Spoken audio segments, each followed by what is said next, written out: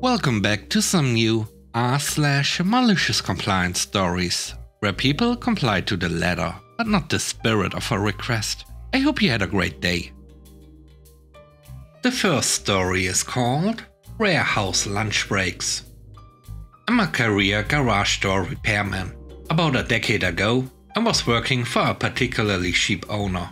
He felt that the installers and I were robbing him with the amount of hours we were working. This owner decided that the guys were taking longer lunch breaks than reported and clocking in earlier than he was willing to pay for. His solution was not the brightest.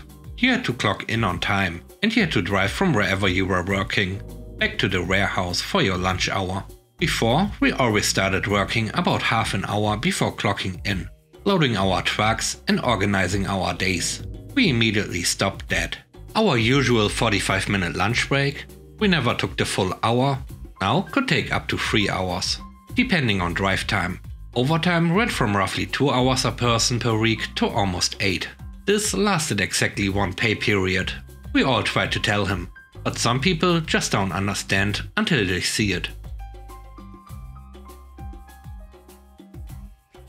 The next story is called More Details. Many years ago, my friend and I worked in IT at a company. We were in the design team. We would handle future architecture, design, and major upgrades for the systems. My friend Doug was working on the phone system upgrade. This was a major version upgrade for the phone management system. We had a change control process in place. That involved writing up a brief about the change, which was distributed to the respective heads of affected areas, who would approve it to go to the Change Control Board, CCB.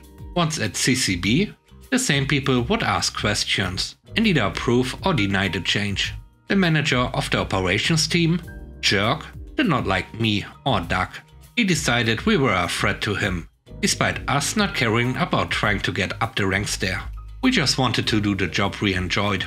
Jerk had made it his prerogative to do whatever he could to make us look bad.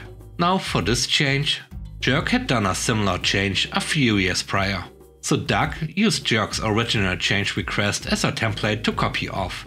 Jerk sent an email to all involved in the change board, including the branch head, saying the change request was lacking information and recommended everyone reject the change until greater details are provided. Doug was not only a very efficient and effective worker, but a brilliant wordsmith, and wrote top-tier technical documents. As the CCB would only sit once a fortnight, and he now had to wait 2 more weeks to submit, he had plenty of time to provide details. What is meant to be a simple 1-page overview of the change was turned into a 120-page document, with every single aspect of the change covered in excruciating detail. Next CCB comes around, and Doug fronts the CCB for questions. Jerk thought he would be smart and asked technical questions to try to sound smart, but every single one was met, with Doug tapping the printed version of the change request he brought with him. Jerk never tried that stunt with us again after that. His hatred for us eventually led to him getting demoted.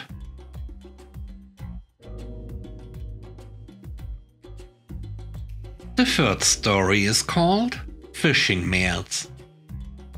I worked for some years in a big financial institution.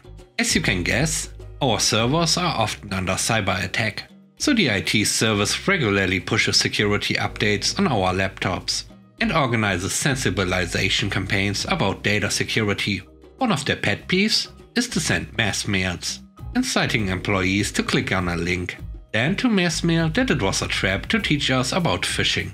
As our greatest experts have learned their job in the time of paper and pencil, it is not an unsound strategy. But by now, there's probably nobody who would still get caught doing something stupid.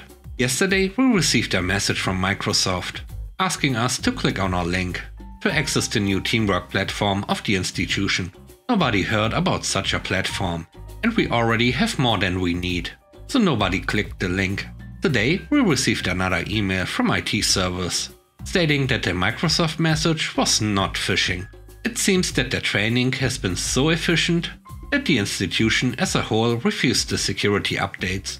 I'm still not convinced it is not a double phishing, so I will wait some weeks to see how it goes. The last story is called Towels on a Pole.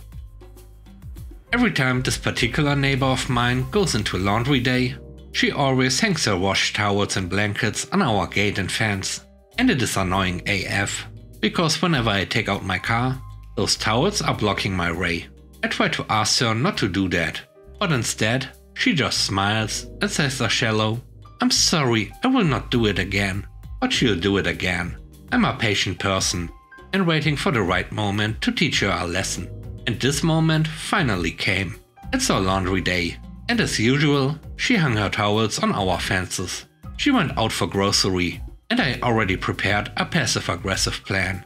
I brought some poles and I tied her towels on it, so they looked like a flag. Then I planted it on their rooftop, since we live in a row house.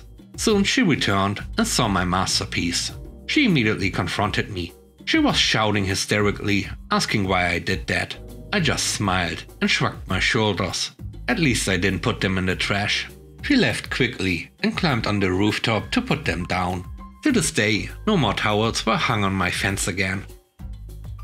Thanks for watching the video. I hope you enjoyed it. If you did, please don't forget to leave a like, comment and subscribe. And if you have time, watch another one of my videos. And now, I hope you have a great day. See you soon. Bye bye.